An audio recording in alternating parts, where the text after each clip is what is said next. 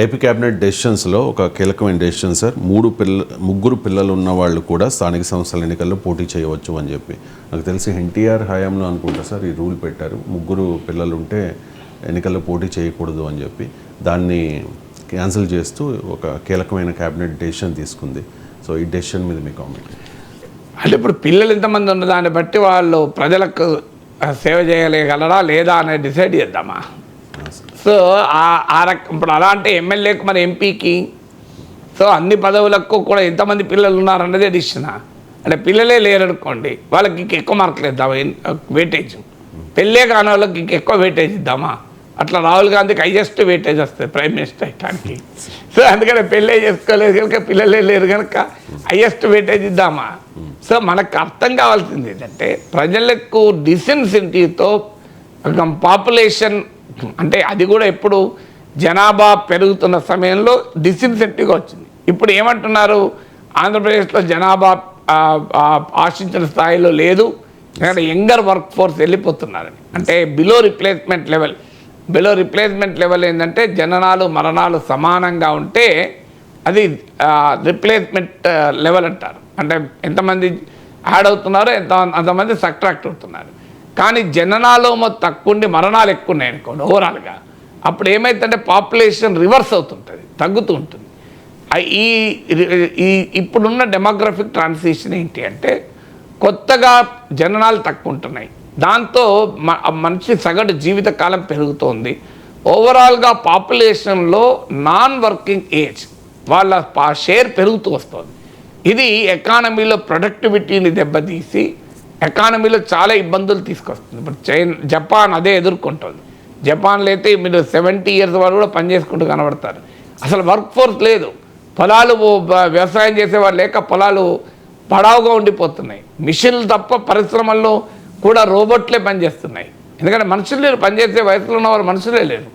So ఆ situation మన దగ్గర కూడా వచ్చే ప్రమాదం ఉంది కొన్ని చోట్ల. బీహార్లో రాకపోవచ్చు, ఆంధ్రప్రదేశ్లో రావచ్చు. అందుకే ఒకప్పుడు పిల్లలు ఎక్కువ ఉండడాన్ని నేరంగా చూసి డిసెన్సిటివ్గా చూసి పెట్టిన నిబంధన. ఇప్పుడు డెమోగ్రఫిక్ ట్రాన్సిషన్లో ఆ కాన్సెప్ట్కి వాల్యూ లేదు. ఎందుకంటే గతంలో చంద్రబాబు నాయుడు పిలిపించాడు పిల్లలు కనండి అని కూడా, మీరు గమనిస్తే యంగర్ వర్క్ ఫోర్స్ కావాలి పిల్లలు కనండి అని కూడా పిలిపించాడు. సో అందువల్ల ఒకటి ఆంధ్రప్రదేశ్కున్న డెమోగ్రఫిక్ ట్రాన్సిషన్లో ఇప్పుడు పిల్లలు ఉండడాన్ని డిసెన్సిటివ్గా చూడాల్సిన అవసరం లేదనేది ఒక భావన. రెండవది అసలు ఈ కాన్సెప్టే కరెక్ట్ కాదు. ఎప్పుడు కూడా పాపులేషన్ ఎందుకు పెరుగుతుంది, పాపులేషన్ పెరగటానికి కారణం పేదరికం. మీరు ప్రపంచంలో ఎక్కడైనా చూడండి, సమాజం అభివృద్ధి అవుతున్న కొద్దీ, ఎకానమీ డెవలప్ అవుతున్న కొద్దీ, ఎడ్యుకేషన్ హెల్త్ ఇంప్రూవ్ అవుతున్న కొద్దీ ఫెర్టిలిటీ రేట్లు పడిపోతాయి. అంటే సంతాన సాఫల్య రేట్ అంటారు. అంటే ఒక కపుల్ సగటున ఎంతమంది పిల్లల్ని కనగలరని. మీరు ఇలా కేరళలో ఫెర్టిలిటీ రేట్ అమెరికాతో కన్నా బెటర్గా ఉంది. ఎందుకుంది, ఆడ ఫిమేల్ ఎడ్యుకేషన్ ఉంది, హెల్త్ ఉంది కనుక ఉంది. అందువల్ల ఎప్పుడు డెవలప్మెంట్ ద బెస్ట్ కాంట్రసెప్టివ్ అంటారు, అభివృద్ధిని మించిన మీ గర్భనిరోధక మాత్రం లేదు అని.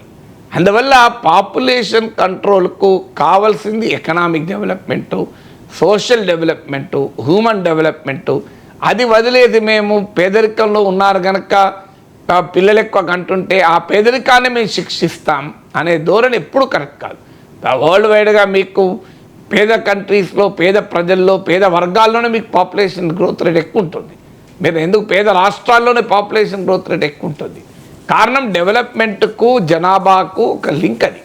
సో ఇది అర్థం చేసుకోకుండా డిసెన్సిటివ్స్ ద్వారా, అంటే మీకు ముగ్గురు పిల్లలు ఉంటే ఎలక్షన్ల పోటీ చేయనీయం, ఎలక్షన్ల పోటీ చేసేది better political system, better governance ఇస్తామా లేదా అన్నది, కానీ ఎంతమంది పిల్లలు ఉన్నారన్న డిసైడ్ చేయదు కదా. ఎంతమంది పిల్లలు ఉన్నారన్న వాడు ఎలక్షన్లో ఉండకూడదు అంటే ఇలా ఎక్కువ 4 పిల్లలు ఉంటారు, చాలా అద్భుతమైన ఎఫిషియెంట్ అనుకోండి, సమాజానికి మంచి నాయకత్వం ఇచ్చేవాడు అనుకోండి, ఏం వదులుకుందామా. ఏంది ఎక్కువ మంది పిల్లలు ఉన్న వాళ్ళు ఐఏఎస్ ఆఫీసర్ ఉండొచ్చు, ప్రభుత్వ ఉద్యోగం ఉండొచ్చు, కానీ ప్రజాప్రతినిధులు కూడా. అందువల్ల ఆ లింక్ పెట్టడమే అర్థం లేదు. ఇప్పుడు ఆంధ్రప్రదేశ్లో ఉన్న స్పెసిఫిక్ సిచ్యువేషన్లో ఆ లింక్ ఇర్రేషనల్ అని ప్రభుత్వం భావించవచ్చు.